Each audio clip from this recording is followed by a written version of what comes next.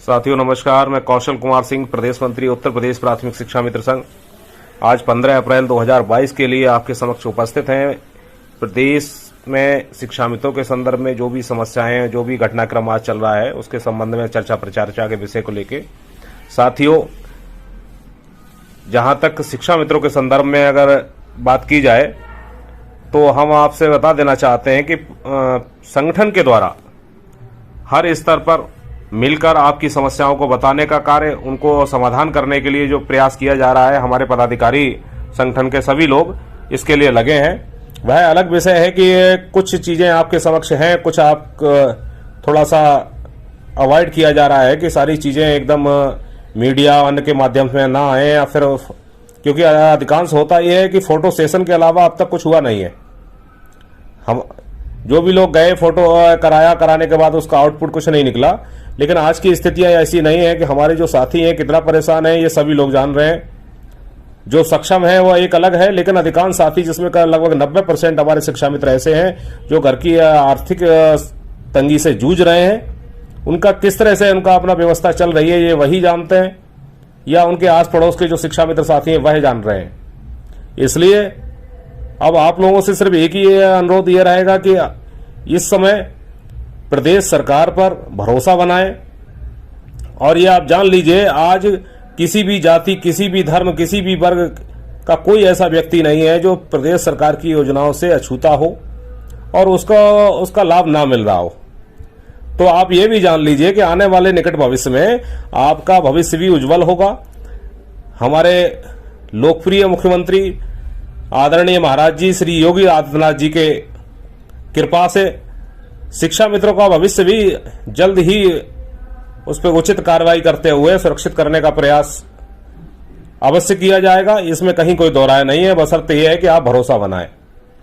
और जो लोग, चाहे वो पीएफ या कोई भी ऐसा कार्य हो, अगर वो कार्य कर रहे हैं हम उनकी सराहना करते हैं। लेकिन एक चीज आप सभी को समझनी होगी, कोर्ट और सरकार से सामंजस्य दोनों एक साथ नहीं चल सकते हैं।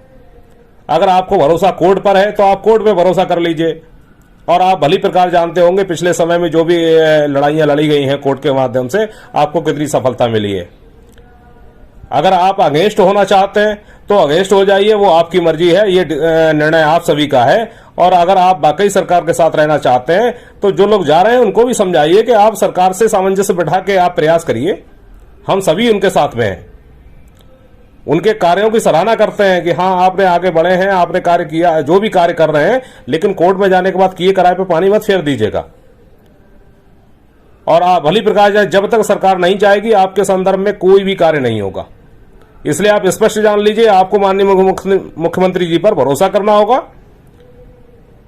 आदरणीय योगी जी, चाहे वो मजदूर से लेकर किसान तक, कोई ऐसा वर्ग नहीं है जिसको सरकार से संबंधित कोई लाभ ना हो रहा हो। हर व्यक्ति के जीवन स्तर को सुधारने का जहां कार्य सरकार के द्वारा किया जा रहा है, तो ये 101% सत्य है कि आपके संदर्भ में भी कार्य होगा, आपका जीवन भी सुरक्षित होगा। उसमें समय भले लग जाए। तो आप सबसे अनुरोध यही रहेगा, जो भी ऐसे व्यक्ति हैं उनको आप ही समझाएं। अगर समझाएंगे तो बहुत अच्छी बात है, अन्यथा अपने भविष्य के आप स्वयं मालिक हैं। इसमें हमें बहुत ज्यादा बताने की जरूरत नहीं है। संगठन के द्वारा जो प्रयास हो सकता है वो किया जा रहा है। निकट भविष्य में भी जो योजनाएं संगठन द्वारा बनाई गई हैं, किस तरह से उन पर चलना है, हम लोग उसकी तैयारी में लगे हुए हैं। और हमें उम्मीद है भारतीय जनता पार्टी की सरकार पर, माननीय मुख्यमंत्री जी पर, कि जब कोई वर्ग नहीं बचा है उनके अपने कर कमलों के द्वारा, जिनके कोई ना कोई योजना हर वर्ग को ना दी गई हो, उनके अपने जीवन स्तर को सुधारने का अगर जब प्रदेश के हर नागरिक के लिए लाभ मिल रहा है, तो ऐसे में शिक्षा मित्रों को भी 100% लाभ होगा, ये ऐसा विश्वास भी है। और हम लोग अपने प्रयास में लगे हुए हैं। कुछ कंफ्यूजन है कहीं सरकार और शिक्षा मित्रों के बीच में, हमें लग रहा है वो भी जल्द दूर हो जाएगा। और कोई भी सरकार किसी भी कर्मचारी को माता पिता से कम नहीं है। तो सीधी सी बात यह है, आप भरोसा रखिए, ईश्वर पे भी आप भरोसा रख के ही आप मंदिर मस्जिद गुरुद्वारे में जाते हैं, तो सरकार पर भी भरोसा रखिए। इन्हीं शब्दों के साथ मैं अपनी बात समाप्त करना